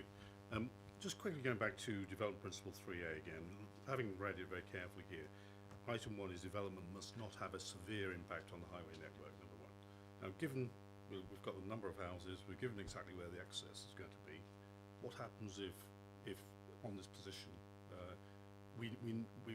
it's either going to have a severe impact or it's not, given the number of houses? So my question I've got very simply is item number 1 almost redundant in lots of ways here, because we're talking about numbers of houses, we're talking about where it's going to access. It's going to be what it's going to be, isn't it, really, at the end of the day? So by saying, if it does have a severe impact, what are we going to do? Start reducing the number of houses? Or what other mitigation could we put in place if it just showed to have a severe impact? Chairman, if I may, that statement is a almost direct quote from the NPPF, from National Guidance, which makes it clear that development should not have a severe impact on the highway network. To an extent, it's redundant because it's a national policy, but actually, I think, bearing in mind the particular circumstances, the amount of development which is taking place in the area, I think it's really useful to restate that. And what that does, and I don't think the developers need a reminder, is that they will need to work hard to develop a transport assessment which assesses the impacts, but also comes up with the mitigation impacts to deal with it. And it's worth reminding ourselves this is an allocated site in the local plan. That high level transport assessment took place of the site at that stage, and it wasn't a clean bill of health from the county council, but the county council gave an indication that with the appropriate mitigation that these sites could be delivered. Thank you, Matthew. Okay, so I've got next on my list Councillor Harvey, and then did Councillor James have a question? No, okay. So it's just Councillor Harvey at the moment. Thank you, Chair. Again, 3A. Obviously, whatever planning application is presented will have to justify itself against number 1. And then number 2 is an incredibly useful statement and sentence. The transport assessment must take into account the cumulative impacts of other, and this is the bit I just want to pick up on and think about, consented and committed development in the locality. Whereas if you go to 7.2 in the last sentence that has been referenced earlier, whether that is a better way of expressing it, the mitigation measures should take into account the cumulative impact of other planned development in the borough, not consented and not committed, but planned development in the borough. Because it then goes on to say, in particular, the other consented schemes in southwest Basingstoke and the allocated site at Manydown. And I make the point about planned development for the very simple point of view is we will eventually see a leisure park proposal, we will eventually see other elements that will have huge impact on these road networks. How you balance a developer saying, I'm coming along now with 1,000 houses in the context of this SPD, and it's an SPD, it's not a planning application, it's not a decision in front of us, it's a policy to shape it. Surely the developer and cumulative impact should take account of planned development. And I'm wondering whether that wording, as point 2 of the policy, would encourage the developer in this context to start thinking in that way.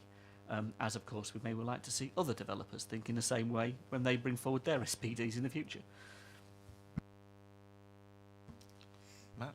I think we can look at reviewing the wording and standardising the wording between the supporting text and the principle. Thank you, Councillor Harvey. Okay, so has anybody any more on that particular section? I think we've just about done that one almost to death. Okay, let's move on to section number 8, the environmental quality, please. Councillor Phillimore. Thanks, Chair. I can't stress how serious the biodiversity issue should be. This point in 4B, the second point where it says development will need to demonstrate a measurable net gain, it's unbelievable in biodiversity by retaining, enhancing, creating key habitat features. What I want to know is who is going to provide this long-term management and retention of these sites. I mean, species, as Mr. Beavers is suggesting, are under threat. Some of those species will disappear because we're actually paving paradise, aren't we? We're paving greenfield land, and these species need to be protected. And if someone can tell me... Sorry, Councillor Phillimore, just to aid the committee, Councillor Phillimore is referring to page 52. Yeah, 4B. well, yeah, 52. I did say 4B, but there we are, 52. And the last very glib question is, does anybody know how you can train a dormouse to use a dormouse bridge? I think I can safely say that the answer to your last part of the question is no. Matt, do you have a... I can't answer the second part of the question, but in relation to the first point about the long-term management of the biodiversity features, it might be helpful to include reference to a habitat management plan. The Landscape Biodiversity in Trees, SPD, which we adopted last year, seeks to address this issue and states that a habitat management plan will be required to ensure habitats retained or created through development are maintained in perpetuity. So I think a reference to the requirements which we have set out in the landscape biodiversity and trees SPD would ensure that principle is reflected in here too. So sorry for being a bit thick, but who is going to maintain that then? Who is going to maintain that habitat? Because all a developer does is build houses and disappears. Well, that would be established with Section 106, whether that's to be part of the council or to be retained by the developer or management company. Councillor James. When you're concerned about a management company, that cost is then passed on to the residents in that area. So everything that we then, when we talk about a management company, if we look at adoption of roads, or we talk about community facilities, open space, all of this is going to be passed on to a management company. And so, I mean, I think it's a valid point. Who will manage that in the future? And we really should, wherever possible, be moving away from management companies, because management companies means cost, means double taxation to the residents. Matt. I just say this will be clarified through the planning application process. Thanks very much. Okay, Councillor Harvey.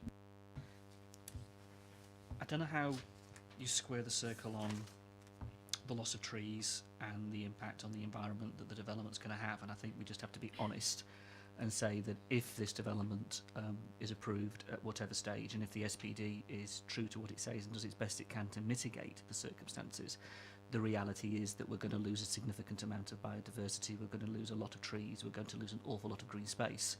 And that is something that we should be honest about if that's the case. And we want houses, we need houses, and that's a really difficult trade-off. And I think the council and us, we just need to be honest about that. If we want the houses, we're going to have to sacrifice the green land, and we're going to have to sacrifice that which goes with it. And if we're honest in that regard, we're being honest with the residents of the borough, with our local plan. It's very difficult, and there are very, very compelling arguments on both sides that we want to keep the trees, we want to keep the biodiversity, but we also want the houses. So I don't know how that balances it out, but I wanted to make a point about the stewardship and the policies here. There is a method, and I'm looking to the TCPA here, Town and Country Planning Association, and some of its principles, particularly around garden villages, where they bind developers, and you are able to work with a developer in terms of stewardship of the land, the community trust element that might be looked at, the management of the land, in a way that the developer doesn't build the houses and walks away, but you work with them to build the legacy element that goes beyond, rather than simply saying we build the houses, they take their profit, they create a management company, and the management company then does the residents over year on year on year for looking after the site thereafter. There could be a better way of looking at it if we try perhaps to look at those sorts of principles. And I don't know that is easy, but it might be worth examining as a way through an SPD of providing some security about these issues in the future. Chairman, can I just say I'd like to look at that too. I think we're very fortunate in the Hatch-Warren area that there are a very strong group of local people, and some who live a little further away, who are actively promoting biodiversity and nature conservation. And so it's not a massive leap that with the continued support of the council, which supports them at the moment, that they could then take on the management of these areas that are being suggested and work with the new local communities that are created. I far prefer to see people working together and supporting their local communities, as we know happens outside of the urban environment, but it's a lot harder with people who perhaps don't know each other and are closer to each other, and sometimes perhaps have got no experience of the natural environment because of where they may have grown up, to naturally do these things. So I think, yes, there's work to be done there, and I look forward to us perhaps looking at that further in due course. Thank you very much, Councillor Raffel. It's nice to get some cross-party agreement going through. Okay, so if we move further on through, okay, does anybody else have any more comments on Section 8? Councillor Capon. Thank you, Chair. Just in relation to Development Principle 4C on page 54, the sentence around the neighbourhood park, it refers again to it needing to relate to the community hub. Now, I appreciate it doesn't say community centre there, it does say hub, and a hub could be something else, but it concerns me that sort of some of the language used almost funnels the developer towards creating a community centre, and actually my concern is that there's no evidence to suggest that there is a need for another community centre, and I'm just concerned that wording like that, so i.e. relates to the community hub, it almost reinforces that funneling down, right, you need to put a community centre right there. So I just wondered if there's something else that we could use there to word it slightly differently.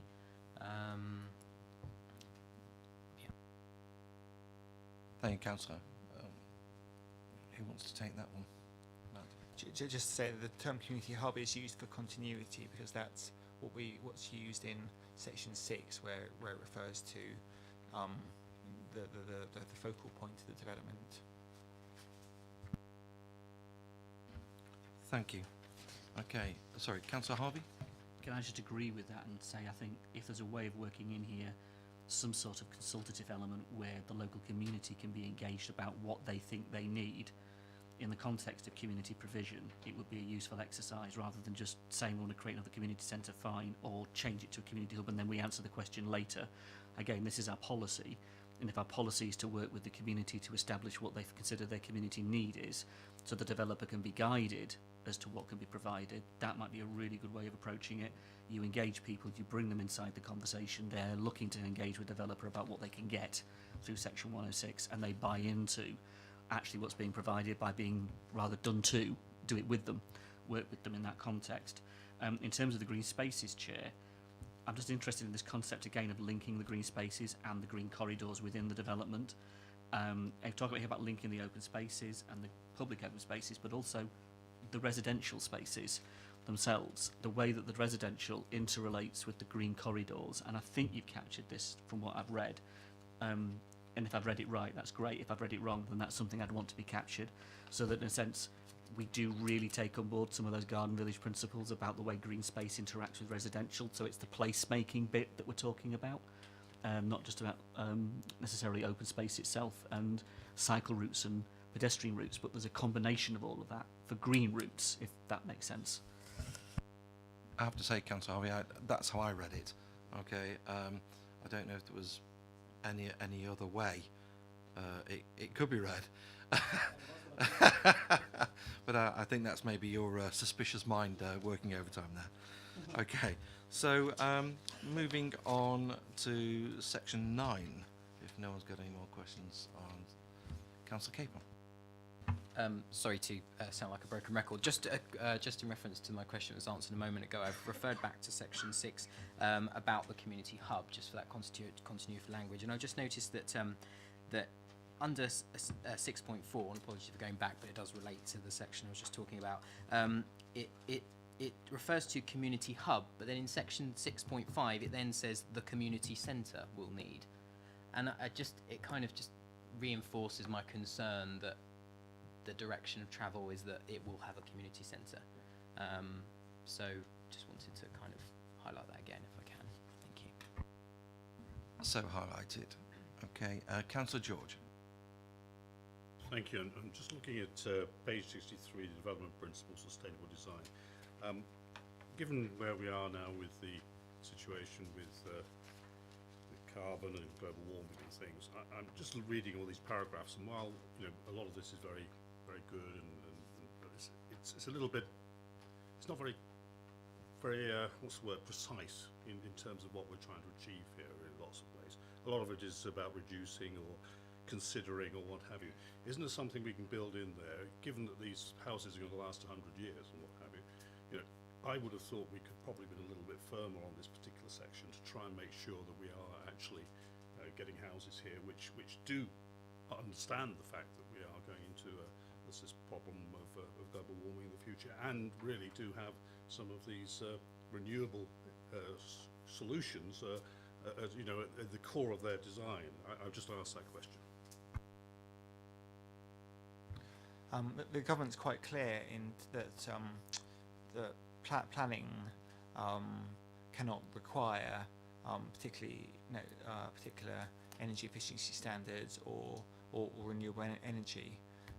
So what this section does is seek to encourage and use things like orientation of buildings and so forth to maximise the benefits where possible.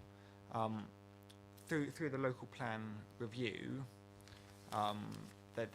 recognising the importance that Horizon 2050 identified on the green environment, there may be scope to look a bit further at this issue, and potentially, there's potential scope to maybe slightly tighten 5C to, rather than saying promote efficient use of natural resources, to require efficient use of natural resources, which would go some way towards going as far as I feel we can go in an SPD on this issue. Does that satisfy you, Councillor George?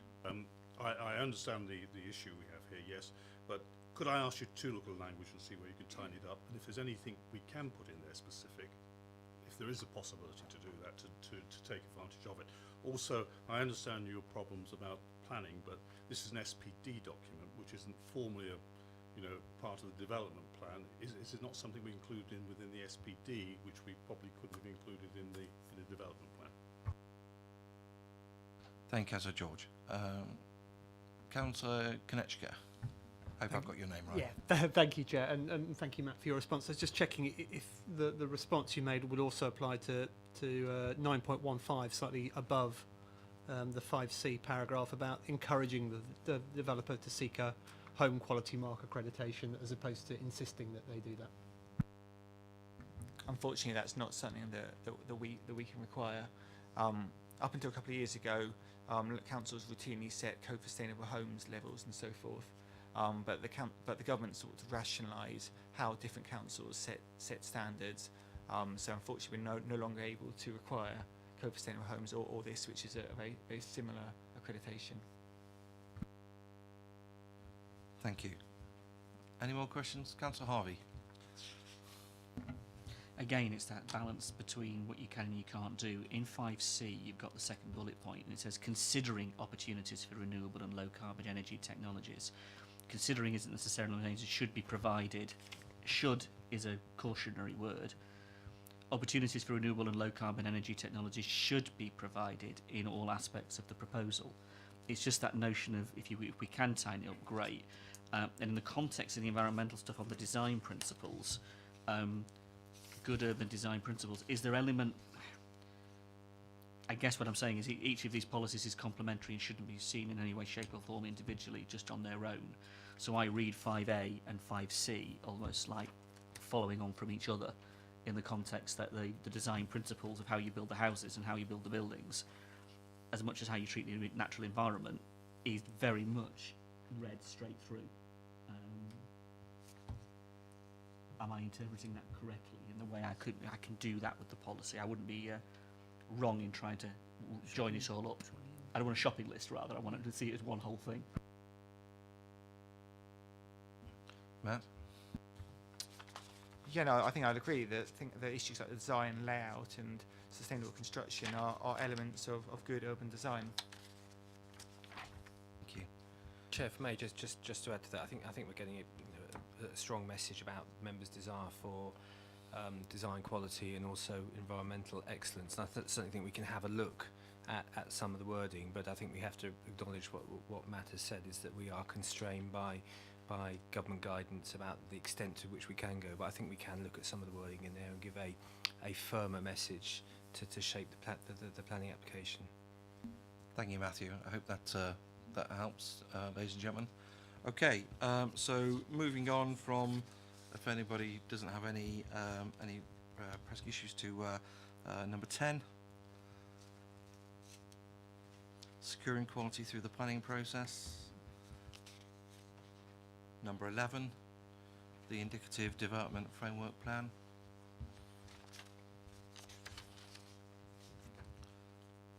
Okay, and I think that comes to the end of the SPD. So I'd just like to thank members, okay, and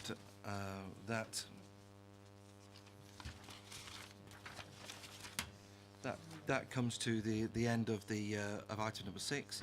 So all we have to do sorry, Councillor Harvey. Can I just say, can we thank the officers as well for presenting and the work they've done on this, because an awful lot of work has gone into it to get it to this stage, and we've raised a lot of issues that are here tonight. I think it would be useful to see those changes in a new document, perhaps before the Cabinet actually make their decision on it. We've raised an awful lot tonight in a bit of a list.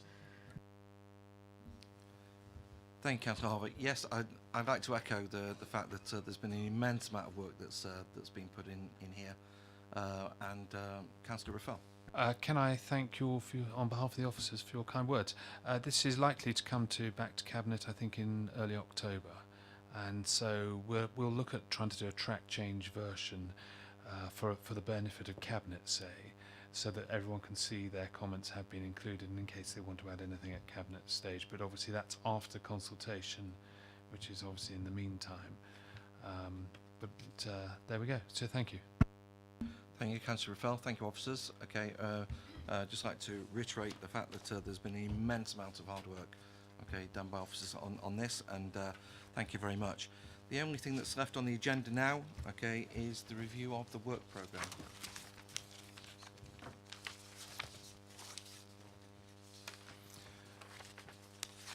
Okay, so what we have, if you ignore the top entry, the 6th of June, because that's basically what we've been doing today, but we're looking on the 4th of July for a local plan review, which is just an update to the committee on the housing requirements for the local plan, and I'm sure, does that include housing numbers, Councillor Raffel?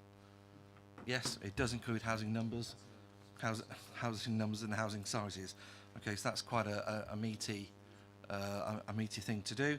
And then obviously we have the town centre update, from Daniel. Councillor Laura Jane.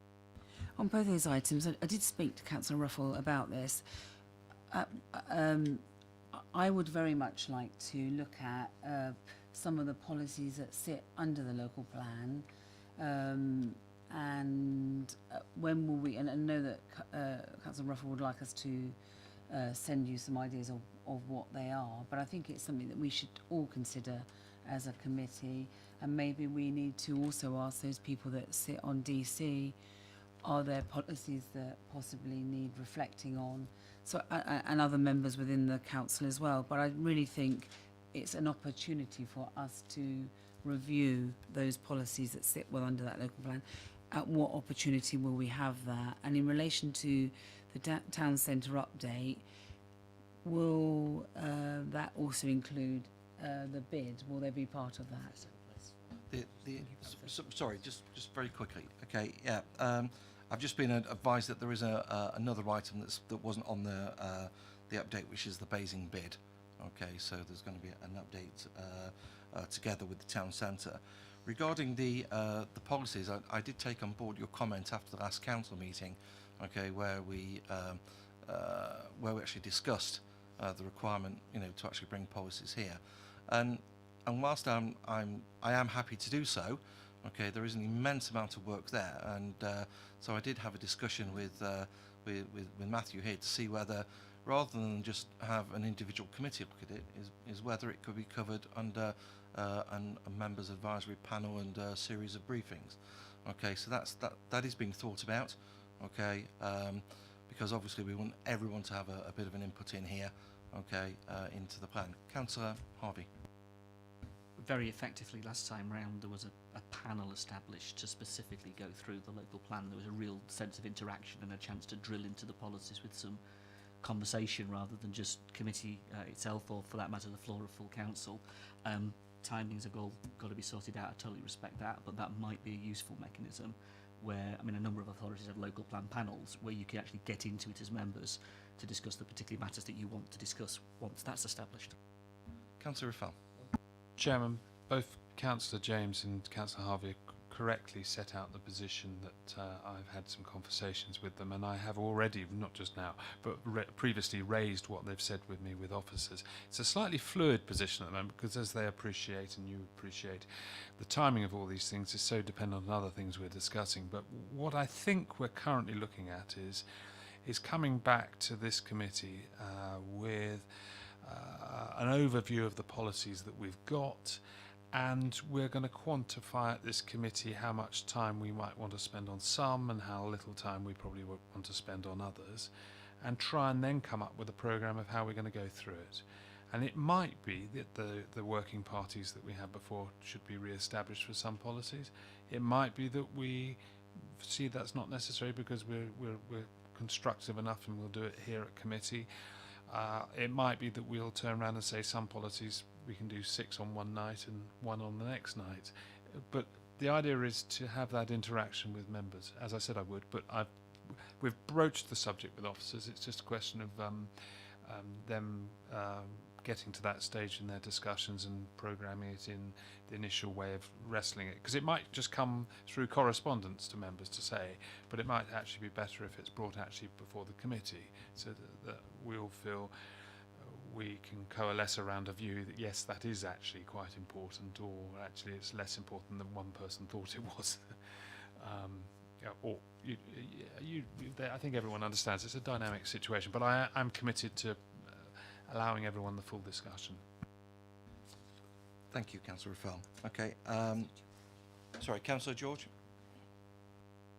Thank you. Just while we're on that subject of the local plan and review, one thing that is been very evident is since the local plan was adopted, this borough's done a wonderful job in actually promoting neighbourhood plans and what have you, such a tremendous job.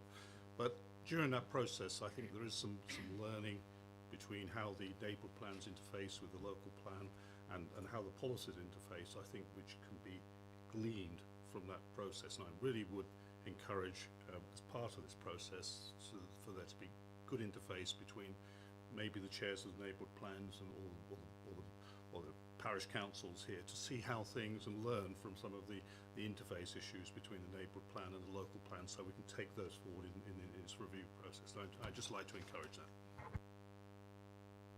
There we are. We're doing it already. But yes, you're right. We should have that discussion here as well.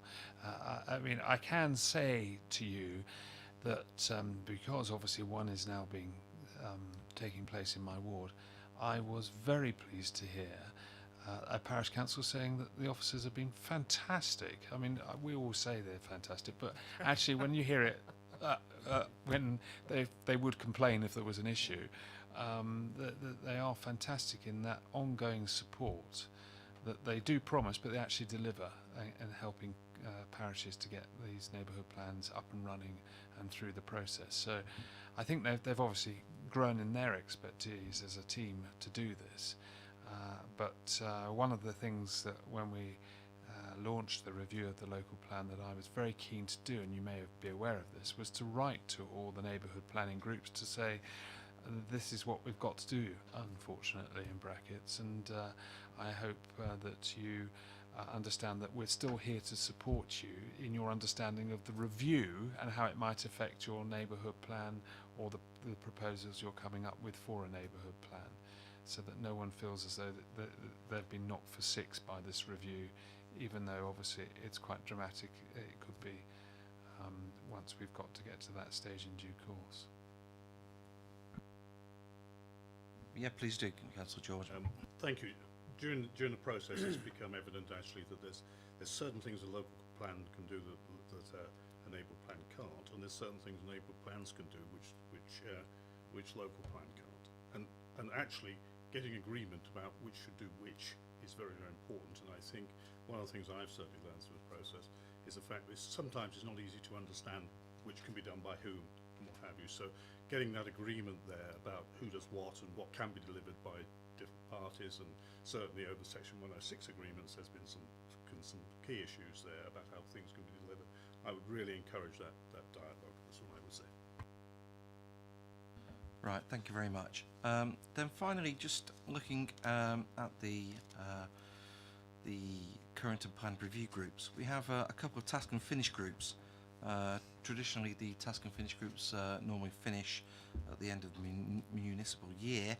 Okay, but we have one which was present an interim report to the committee on a council motion of the management companies, and there was a request to continue the work with further additional areas for review and investigation. I'm just a little concerned, really, that with the exception of Councillor James, Councillor Harvey, and myself, okay, everybody else is not on that committee. So what I would like to do is to move that either to the next meeting, okay, where we then decide from with the full committee who's actually going to be on that, or whether we make a decision, okay, as a committee, that because we have the review of the local plan, that maybe this is something that we really need to kick into the long grass. Okay, Councillor Harvey. Thank you, Chair. I think an awful lot of work's gone on inside this task and finish panel, and a number of things have been identified that are worthy of examination because of that work. I think it should continue, and I think if your group have good cause to put new members on it because others have moved on to other things, totally understand that, then why don't we do that? It's normal practice that committee, effectively I nominate as group leaders nominate their members, yourself and colleagues can nominate to be on the panel, but I don't think we should stop it. I think we should reconstitute it in the right way now and get on with the work that's in front of us, that's on the list of things to do. Okay, just before I come on to your Councillor James, I will come to you. Just want to make the point that I am happy to continue the group, the task and finish groups at the moment. I do think they need to be rescoped. Okay, I would like really some clarity on what we're actually expecting to achieve from them, because I certainly can't remember, and it would be nice to have a briefing, or maybe, or a discussion maybe at the next meeting to see how we go from there. I also note, just hold on a minute, okay, I also note that in the one to review the planning policy SS9, as I understand it, there was supposed to have been a list of questions that were supposed to have been presented, okay, to officers, so that we could then ask the officers those questions and get answers and move on. But that, for some reason, that doesn't seem to have happened, and I'm just wondering whether either yourself, Councillor Harvey, or Councillor Laura James can shed any light on that. Thank you. In terms of the second panel, as I understand it, it was left that the conversation with the planning officers had reached a particular stage of conversation, but there was a desire to have a direct conversation with the property department, and that's where the previous chair had left the commitment that the panel would pick up with the property team, and we would constitute a panel, and we would have that conversation, and that once that was confirmed, in a sense, we could work, and I know other colleagues were there, for example, Councillor Cubitt at that particular meeting, in terms of what that scoping element would be. So that is a piece of work that needs to be completed. If you're agreeing that the panel continues, then that piece of work can be done. I'm suggesting that at the moment, I don't know if there's a date been set, that needs to be a conversation, doesn't it? It does need to be a conversation. I think we should have that at the next meeting, when hopefully we can get Councillor Cubitt, okay, involved in that to bring this forward, and then appoint members to the panel. I'm just mindful of the fact that we have an immense amount of work that we're looking at with the review of the local plan, okay, and I just want to make sure that we're not overloading ourselves and moving things forward. So I'm rightly so. I'll come to you in a minute, Councillor James, and I rightly think we just need to consider whether we actually really need to do the work or not, okay, and whether we've got the time to do the work. Okay, Councillor James. There's a report coming back in relation to the management company. I think it's very shortly. Janet Westbrook, who's chairing that group, has done a lot of work and has been working with Rebecca, I think, hasn't she, on that? And so I think we're waiting on that report, and it would be terrible not to receive that. And there's a date in the diary for the next meeting, so I really feel that we need to receive that back and maybe review where we go then. And I think that's an opportunity for us to look at where we take that information, and that report should come back to this committee. I am happy to receive the report, and I'll come to you in a minute. The only thing I would say is the fact that we are going to have a very busy agenda Okay, I'm quite happy to continue with the task and finish groups if they're relevant. Okay, and I don't think there's any harm looking at the task and finish groups to see whether they are still relevant and we still need the information, and if necessary, refocusing. Okay, so Rebecca.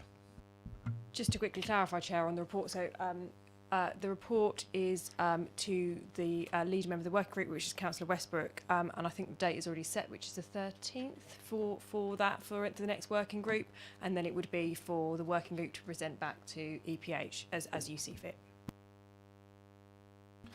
Thank you. So, does anybody have any questions on the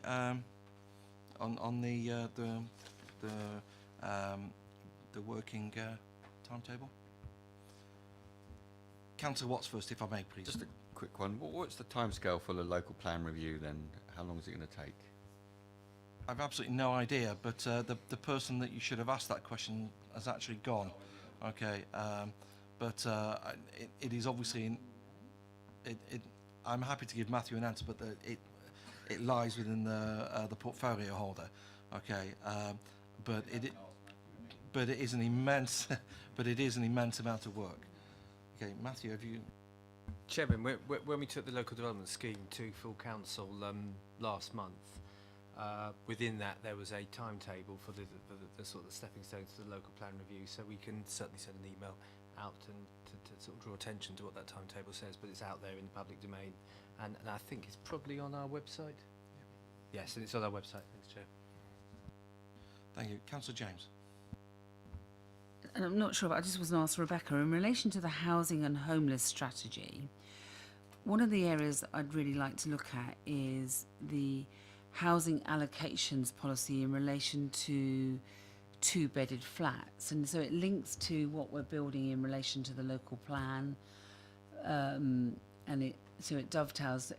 Would that be picked up under the housing strategy, or do I need to ask that we review the housing allocation? Because what I'm concerned about at the moment is we're housing more and more families in flatted development, up 2 or 3 story flats without lifts, and they're being told that they can't leave prams downstairs, but it's causing real social issues, and I want us to look at and review that policy. So is it that we don't build 2-bedroom flats above ground level, or is it that we change our housing allocation policy? So I want us to really scrutinise that. Can you help me? I'll ask officers whether that would come forward as part of the housing and homeless strategy on the 7th of November, and get some clarity about whether that needs to be a separate work programme item for you. Okay, councillors, I think that concludes the business for tonight. Thank you very much for attending my first meeting as chair of EPH. I hope it wasn't too painful for the member of the public that is finally left, and I look forward to working closely with you guys in the future. Cheers.